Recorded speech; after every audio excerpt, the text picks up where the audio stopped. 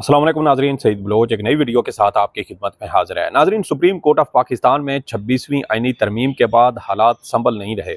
जहां नए chief justice Pakistan की तकर्री हो चुकी, वहीं ऐसे जज भी मौजूद हैं जो चीफ जस्टिस पाकिस्तान बनने से महज 2 दिन की दूरी पर उनसे ओहदा छीन लिया गया। ये जजेस अब सुप्रीम कोर्ट के अंदर हमें मज़ाहमत करते हुए दिखाई देते हैं। हालात व वाक़यात इस बात का इशारा कर रहे हैं कि सुप्रीम कोर्ट ऑफ पाकिस्तान में आने वाले दिनों में कोई बड़ी हलचल, कोई बड़ी पेशरफ्त, कोई बड़ा इंतशार या कोई बड़ा इख्तलाफ हो सकता है, कोई बड़ा झगड़ा भी हो सकता है। वो जज जो चीफ जस्टिस पाकिस्तान बनने की दौड़ में शामिल थे और महज 2 या 3 रोज़ पहले उनसे उनका इतना बड़ा ओहदा छीना गया, अब वो सुप्रीम कोर्ट के अंदर हमें खुली बगावत या खुला ऐलान जंग करते हुए नजर आते हैं। इसी हवाले से एक अहम पेशरफ्त हुई आज। वो क्या मामला है, उसकी तफसीलात आपके साथ शेयर करेंगे और आपको बताएंगे कि क्या चीफ जस्टिस याहिया अफरीदी की कुर्सी खतरे में पड़ चुकी है या चीफ जस्टिस याहिया अफरीदी भी इस सारी गेम में कहीं ना कहीं उन जजेस के साथ खड़े हैं जो बज़ाहिर 26वीं आईनी तरमीम और उसके तहत तश्कील दिए गए आईनी बेंच और उस आईनी बेंच के सरबराह जस्टिस अमीनुद्दीन को बर्दाश्त करने को तैयार नहीं है। साथ ही आपको ये भी बताएंगे कि क्या चीफ जस्टिस याहिया अफरीदी को सुप्रीम कोर्ट के कुछ जज बाईपास कर रहे हैं, उनको नज़रअंदाज करते हुए क्या बराह रास्त टकराव की तरफ बढ़ रहे हैं। साथ ही आपके साथ ये इन्फॉर्मेशन भी शेयर करेंगे कि क्या सुप्रीम कोर्ट में कोई तीसरा ग्रुप आ चुका है। एक चीफ जस्टिस याहिया अफरीदी का ग्रुप है, उसके अलावा दूसरा जस्टिस अमीनुद्दीन और साबिक चीफ जस्टिस काजी फायज ईसा की बाकियात पर मुश्तमिल एक ग्रुप है। अब एक तीसरा ग्रुप भी क्या बनने जा रहा है और ये किन जजेस पर मुश्तमिल होगा, इसकी तफसीलात आपके साथ शेयर करते हैं। तो आगाज़ करते हैं। एक केस था टैक्स के मामले का और इस केस की समाअत के दौरान जस्टिस मंसूर अली शाह और जस्टिस आयशा मलिक साहिबा की जानिब से कुछ ऐसी ऑब्जर्वेशंस दी गई जिससे हम ये कह सकते हैं कि सुप्रीम कोर्ट ऑफ पाकिस्तान में आने वाले दिनों में हालात तेज़ी से तब्दील हो सकते हैं। बज़ाहिर ऐसे लगता है कि जैसे एक बड़े तूफ़ान की आमद से पहले खामोशी का जो मंजर हमें सुप्रीम कोर्ट ऑफ पाकिस्तान में नज़र आ रहा है, ये हालात की संगीनी का पेश खैमा भी हो सकता है। आज जो केस था उस केस में जस्टिस मंसूर अली शाह ने जिस तरह की ऑब्जर्वेशंस या रिमार्क्स दिए हैं, उससे हमें ये वाज़े तासुर मिलता है कि या शायद जस्टिस मंसूर अली शाह जस्टिस अमीनुद्दीन को बतौर प्रिजाइडिंग जज बर्दाश्त करने को तैयार नहीं है। हमने आपको ये कहा था कि 26वीं आईनी तरमीम रोल बैक करना, उसको गैर आईनी करार देना या उसके हवाले से कोई भी अहम पेशरफ्त हो सकती है। साबिक चीफ जस्टिस इफ्तिखार मोहम्मद चौधरी के दौर में आपको याद होगा तकरीबन कोई 2 साल के बाद जाकर उनको ओहदे पर बहाल किया गया था और उस वक्त वकला तहरीक चली थी। वो वकला तहरीक काफ़ी तवील हुई, हुकूमत की जानिब से साबिक चीफ जस्टिस इफ्तिखार मोहम्मद चौधरी को बहाल करने का नोटिफिकेशन जारी नहीं किया जा रहा था और उसके नतीजे में इंतशार बढ़ता जा रहा था, जिसके बाद फिर हुकूमत पर दबाव आया। नवाज शरीफ साहब उस वक्त लॉन्ग मार्च लेकर निकले थे और झेलम पुल अभी नहीं पहुंचे थे कि साबिक चीफ जस्टिस इफ्तिखार मोहम्मद चौधरी की बहाली का नोटिफिकेशन जारी कर दिया गया। अब इस तरह के हालात पैदा हो सकते हैं, ये तहरीक थोड़ी सी लंबी हो सकती है। मैंने चीफ जस्टिस याहिया अफरीदी के हल्फ उठाने से पहले ही आपको ये कहा था कि ये प्रोसेस थोड़ा लेंथी हो सकता है। यहाँ जजेस इस लड़ाई को थोड़ा तूल दे सकते हैं, वकील साथ शामिल हो सकते हैं, लेकिन ये सब कुछ पॉसिबल है क्योंकि हमारे पास इससे पहले एक मिसाल मौजूद है। अब रात को जो मैंने एक वीडियो की, मैंने उसमें भी आपको ये कहा था कि अब हुकूमती हलकों में भी और जो लीगल कम्युनिटी है पाकिस्तान की, वकला बरादरी है, उसके अंदर भी अब ये बहस चल निकली है कि कहीं आईनी तरमीम रिवर्स तो नहीं हो जाएगी, क्योंकि इस्टेब्लिशमेंट जो हासिल करना चाहती थी वो कर चुकी। तीनों सर्विसेज चीफ की मुद्दत मुलाजमत 3 साल से बढ़ाकर 5 साल कर दी गई और अब जो उनको चाहिए था वो मिल चुका। तो आईनी तरमीम के जरिए वो रास्ता बनाया गया और एक ऐसा तासुर कायम किया गया कि इस निज़ाम को सस्टेन करने के लिए ज़रूरी है कि सर्विसेज चीफ की मुद्दत मुलाजमत बढ़ाई जाए। वो हो चुका, तो अब ये आईनी तरमीम एक तरह से गैर मुतलका, गैर ज़रूरी हो चुकी है, तो ये रिवर्स भी हो सकती है। और इसी हवाले से मैंने रात को कहा था कि हुकूमती हलकों के अंदर अब ये डिस्कशन शुरू हो चुकी है कि कहीं हमें उल्लू जो है वो बेवकूफ़ तो नहीं बनाया गया, कहीं इस्टेब्लिशमेंट ने अपना उल्लू सीधा करके हमें वो क्या कहते हैं, एक कहावत है कि सानू नहर वाली पुल ते बुला के चन्न माई कित्थे रह गया, कि हुकूमत को नहर वाली पुल पे बुला के और चन्न माई साहब गायब हो जाएं तो फिर हुकूमत उसके बाद क्या करेगी। तो मैं आपको पहले ये बता देता हूं कि जस्टिस मंसूर अली शाह और जस्टिस आयशा मलिक साहिबा ने क्या ऑब्जर्वेशंस दी और उसके बाद फिर हम बात करेंगे कि आने वाले दिनों में हालात क्या बन सकते हैं और सुप्रीम कोर्ट के अंदर इस वक्त हमें ऐसी कौन सी चीज़ें नज़र आ रही हैं, जिसकी बुनियाद पर हम ये कह सकते हैं कि कहीं ना कहीं सुप्रीम कोर्ट के अंदर जस्टिस अमीनुद्दीन के खिलाफ मज़ाहमत पक रही है, लावा पक रहा है, और ये आने वाले दिनों में ये लावा फट भी सकता है। जस्टिस मंसूर अली शाह एक टैक्स का एक मामला था, उस केस की समाअत कर रहे थे। 3 रुकनी ये बेंच था। जस्टिस मंसूर अली शाह के अलावा जस्टिस आयशा मलिक और जस्टिस अकील अब्बासी भी इस बेंच का हिस्सा थे। हैरानी की बात यह है कि जस्टिस आयशा मलिक साहिबा, ये आईनी बेंच का, वो जो 7 रुकनी आईनी बेंच का ऐलान किया गया, नामजद किया गया जजेस, उसमें जस्टिस आयशा मलिक साहिबा भी शामिल हैं। और आज जस्टिस आयशा मलिक साहिबा इस बेंच का भी हिस्सा थी और उन्होंने भी आईनी बेंच के हवाले से अहम ऑब्जर्वेशंस दी हैं। जस्टिस आयशा मलिक साहिबा ने केस की समाअत के दौरान ये कहा कि ये केस आईनी बेंच सुनेगा। हम रेगुलर बेंच जो है, ये रेगुलर जो केसेज हैं जिसमें कोई आईनी या कानूनी नुक्ता ना उठाया गया हो, हम वो मुकदमात सुन रहे हैं। साथ ही जस्टिस मंसूर अली शाह ने कहा कि इस वक्त कोई आईनी बेंच नहीं, तो ये जो गैर आईनी बेंच बैठा है इसका क्या करना है। यानी वो ये कह रहे हैं कि आईनी बेंच का ऐलान हुकूमत ने जुडिशल कमीशन के जरिए कर दिया, तो क्या हम जो दीगर जजेस बैठे हैं, जो दीगर बेंच बैठे हैं सुप्रीम कोर्ट में मुकदमात की समाअत कर रहे हैं, क्या वो गैर आईनी बेंच हैं? और इसी का उन्होंने हवाला दिया कि ये जो मौजूदा बेंच है, अब इसका क्या करना है। साथ ही उन्होंने कहा कि जब तक आईनी बेंच नहीं बैठेगा, क्या हम गैर आईनी हैं। इसके अलावा उन्होंने ये भी कहा कि मतलब है कि जब तक आईनी बेंच नहीं बैठता, आईनी मुकदमात नहीं सुने जाएंगे। यही वो चीज़ थी जो मैंने आपको एक वीडियो में कही थी कि बज़ाहिर ये एक हिकमत अमली भी हो सकती है कि कहीं सुप्रीम कोर्ट ऑफ पाकिस्तान 26वीं आईनी तरमीम या इस तरह के जो दीगर मामलात हैं, मुकदमात हैं, वो कहीं समाअत करके उनके ऊपर कोई फैसला ना कर दे। तो इसलिए आईनी बेंच बनाया जाए। वो आईनी बेंच जो है वो मुकदमात को ज़रा स्लो करके सुनेगा, या उनको तूल देगा, या उनको मुकदमात को, आईनी मुकदमात को अपने पास जो है वो रिकॉर्ड मंगवा के रख लेगा और उसके ऊपर फैसले नहीं किए जाएंगे। हुकूमत को एक तरह से टाइम मिलता रहेगा और इस दौरान हुकूमत अपने पाँव टिकाने की कोशिश करेगी। तो यही चीज़ अब शायद जजेस को भी ये चीज़ महसूस हो चुकी है और वो यही बात कर रहे हैं।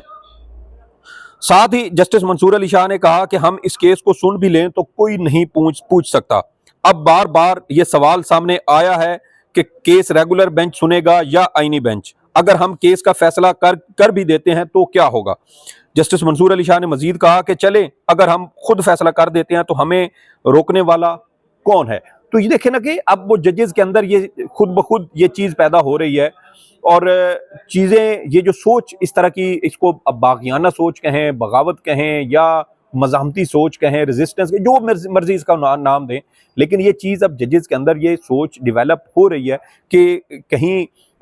हम एक तरह से उज़्वे मुअत्तल तो नहीं बना दिए गए, कहीं हमें गैर मुतलका तो नहीं कर दिया गया। अगर दीगर 7 जजेस पर मुश्तमिल बेंच आईनी है, तो क्या बाकी जजेस और उनके बेंचेस, क्या वो गैर आईनी बेंचेस हैं। तो ये चीज़ अब खुद ब खुद सुप्रीम कोर्ट के अंदर अब राहदारियों में हमें ये ज़ेरे बहस मिल रही है।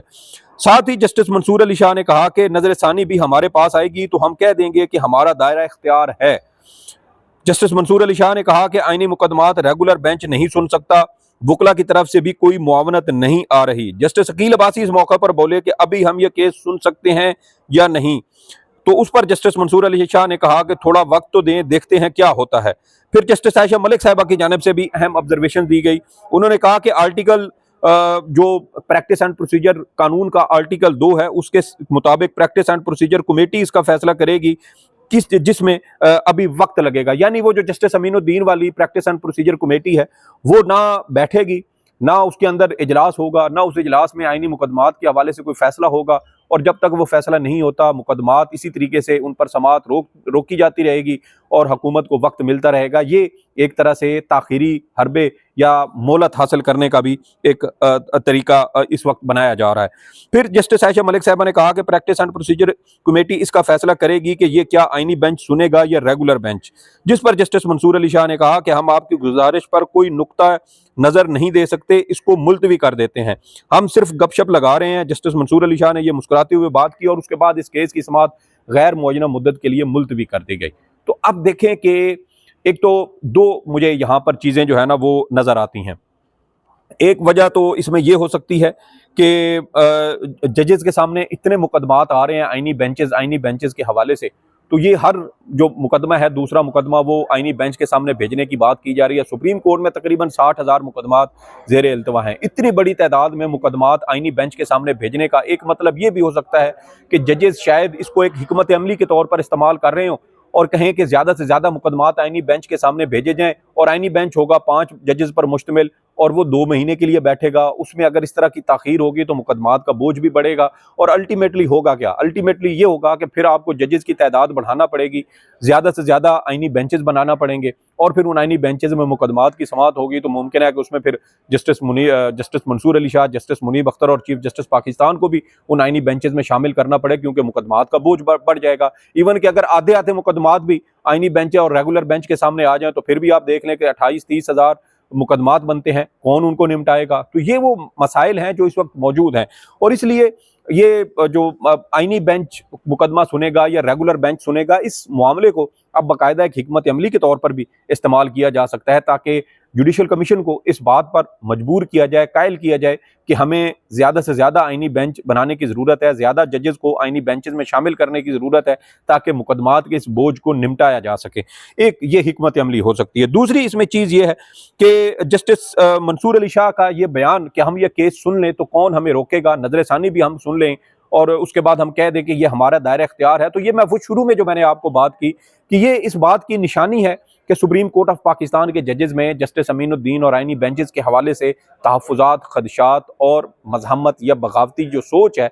वो अब हमें पैदा होती हुई नज़र आ रही है। उसकी एक झलक मैं आपको यूँ भी बता देता हूँ कि एक तो चीफ जस्टिस याहिया अफरीदी का आप ग्रुप कह लें कि वो सुप्रीम कोर्ट ऑफ पाकिस्तान में मौजूद हैं। फिर दूसरा ग्रुप आप जस्टिस अमीनुद्दीन का कह लें जो काजी फ़ाइज़ ईसा की बाक़ियात पर मुश्तमिल है। तीसरा ग्रुप आप जस्टिस मंसूर अली शाह का भी हो सकता है जो अब इस सारे सिनेरियो में एक अलग पोजीशन लेने की कोशिश कर रहे हैं। ये चीफ जस्टिस पाकिस्तान के उम्मीदवार थे। इन्होंने 26 अक्टूबर की सुबह इन्होंने चीफ जस्टिस पाकिस्तान का हल्फ उठाना था, लेकिन उससे ठीक 3 दिन पहले आइनी तरमीम मंजूर हो गई और उसके तहत 3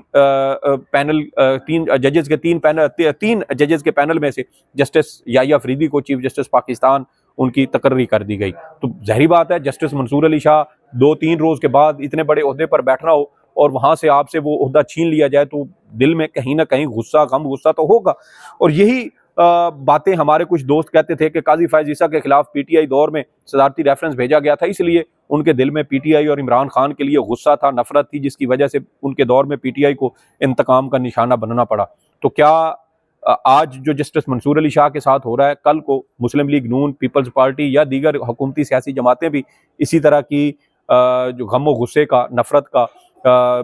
क्या वो इस चीज़ को बर्दाश्त कर लेंगी अगर जस्टिस मंसूर अली शाह कहीं किसी ऐसे मौके पर दोबारा चीफ जस्टिस बन जाएं या कोई ऐसा बाइख्तियार मजीद उनके पास आज कोई ऐसा इख्तियार आ जाए जिससे हुकूमत की इन सियासी जमातों की गर्दन उनके हाथ में आ जाए, तो फिर क्या होगा? क्या उस वक्त हालात क्या होंगे? क्या उस वक्त भी इसको कहा जाएगा कि ये जो इंतज़ामिया उसके अंदर उनके अमूर में मदाखलत हो रही है? तो बहुत सारी डिफरेंट चीज़ें यहाँ पर प्रिवेल कर रही हैं। दूसरी अहम चीज़ है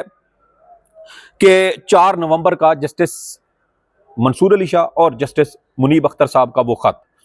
4 नवंबर को जस्टिस मंसूर अली शाह और जस्टिस मुनीब अख्तर ने खत चीफ जस्टिस याहिया अफरीदी को लिखा था और उन्हें यह कहा था कि हमने 31 अक्टूबर को कमेटी का इजलास बुलाने के लिए आपको कहा, लेकिन आपने इजलास नहीं बुलाया, जिसके बाद जस्टिस मंसूर और जस्टिस मुनीब ने अक्सरियत की बुनियाद पर 3 रुकनी जो इंतजामी कमेटी है उसका इजलास बुलाया और उस इजलास में फैसला किया गया कि आइनी तरमीम के खिलाफ जो दरखास्तें हैं वो 4 नवंबर को फुल कोर्ट के सामने समाअत के लिए मुकर्रर की जाएँ। लेकिन चीफ जस्टिस याहिया अफरीदी ने कमेटी के इस फैसले के बावजूद बेंच तश्कील नहीं दिया और उस पर उन्होंने कहा कि हमें इस बात पर बहुत ज़्यादा अफसोस है कि आपने कमेटी के फैसले पर अमल नहीं किया, और साथ ही उन्होंने कहा कि कमेटी का फैसला आज भी फील्ड में मौजूद है और इसलिए इस फैसले पर अमल दरामद किया जाए और आइनी बेंच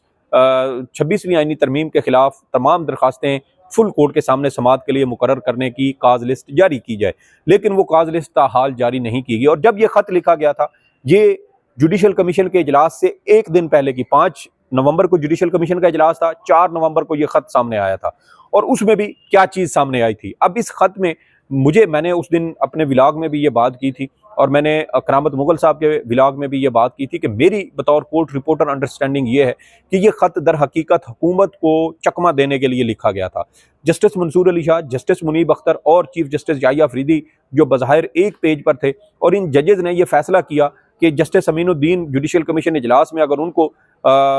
आइनी बेंचेस का प्रिजाइडिंग जज लगा दिया जाता है तो इससे तीनों सीनियर जजेस बशमूल चीफ जस्टिस पाकिस्तान वो एक तरह से नज़रअंदाज हो जाएंगे और ये उनके लिए बड़ी सुबकी की बात है।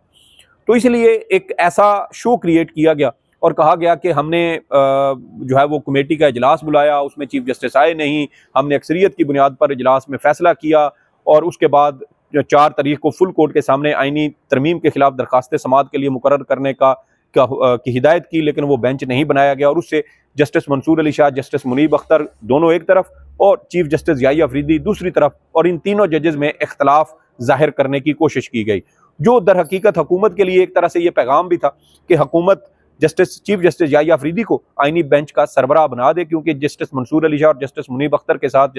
चीफ जस्टिस याहिया अफरीदी का झगड़ा हो चुका है और इन तीनों जजेस में भी इख्तलाफ है और इस वक्त ये मौका है कि हुकूमत जस्टिस याहिया अफरीदी को प्रिजाइडिंग जज का बेंच का सरबराह बना दे। लेकिन ये हिकमत अमली कामयाब ना रही और हुकूमत इस जाल में फंसने की बजाय उन्होंने जस्टिस अमीन को ही आईनी बेंच का सरबराह बनाया। वरना ये खत लिखने का इतनी जल्दी, ये कोई इसकी मंतक समझ नहीं आती कि एक तरफ जस्टिस मंसूर अली शाह ये कहें कि आईनी बेंच बनेगा तो हम ये मुकदमात सुनेंगे और आईनी बेंच ये फैसला करेगा कि फ़लाँ मुकदमा आईनी बेंच में जाना है और फ़लाँ नहीं जाना, और दूसरी जानिब वो ये भी कह रहे हो कि 26वीं आईनी तरमीम के खिलाफ दरखास्तें फुल कोर्ट के साथ लगा दें, तो भाई वहाँ पर भी आप फिर आईनी बेंच के बनने का इंतज़ार कर लेते हो। तो ये एक हमें वाज़े तौर पर ना ये एक प्लान नज़र आता था, लेकिन उस प्लान में हुकूमत नहीं फंस सकी, वो प्लान नाकाम हो गया। और फिर आप देखें कि जब जुडिशल कमीशन का 5 नवंबर को इजलास हुआ था तो chief justice Yahya Afridi, justice Mansoor Ali Shah और जस्टिस मुनीब अख्तर ये तीनों एक पेज पर थे और इन्होंने जस्टिस अमीनुद्दीन के प्रिजाइडिंग जज बनने पर इन्होंने मुखालफत की थी।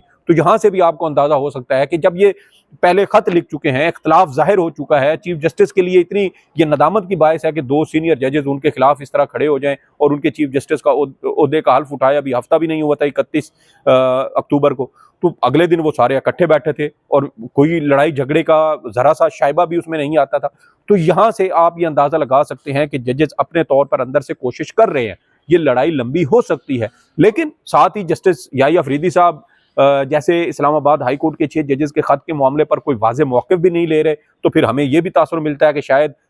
अदलिया के अंदर वो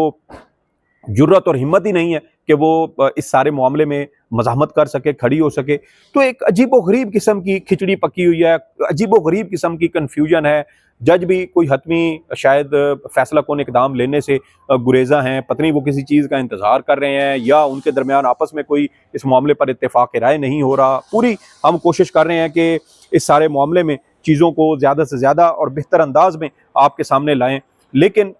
जस्टिस मंसूर अली शाह हमें ये एक झलक दे रहे हैं कि जैसे अगर मामलात बहुत जल्द चीफ जस्टिस याहिया अफरीदी ने कोई हतमी तौर पर इस पर फैसला ना किया तो फिर मामलात उनके हाथ से निकल सकते हैं। जस्टिस मंसूर अली शाह, जस्टिस मुनीब और दीगर उनके हम ख्याल जजेस अपने चीफ जस्टिस याहिया अफरीदी को बाईपास भी कर सकते हैं, नज़रअंदाज भी कर सकते हैं और कोई बड़ा ऐलाने जंग भी हो सकता है सुप्रीम कोर्ट के अंदर। वैसे भी सुप्रीम कोर्ट में पहले 2 धड़े तो रहे ही हैं, अब ये अगर justice Mansoor Ali Shah chief justice Pakistan से अलग हो जाते हैं, साइड पे हो जाते हैं, तो फिर हमें सुप्रीम कोर्ट के अंदर 3 धड़े बनते हुए नजर आएंगे। एक चीफ जस्टिस याहिया अफरीदी का, दूसरा जस्टिस अमीनुद्दीन का और तीसरा जस्टिस मंसूर अली शाह का। देखना यह है कि आने वाले दिन सुप्रीम कोर्ट ऑफ पाकिस्तान में जजेस की सियासत के हवाले से क्या फैसला कुन हालात लेकर आते हैं। लेकिन अब तक जो तफसीलात हैं उससे ये झलक मिलती है कि कहीं ना कहीं इस आईनी तरमीम और फिर जूनियर जज जस्टिस अमीनुद्दीन को आईनी बेंच का प्रिजाइडिंग जज बनाने पर जजेस में इख्तलाफी या मज़ाहमती सोच या एक बागियाना सोच हमें सुप्रीम कोर्ट के अंदर पनपती हुई नज़र आती है। ये कुछ तफसीलात थी जो आपके साथ शेयर करना थी। सईद बलोच को इजाज़त दें। अल्लाह हाफ़िज़।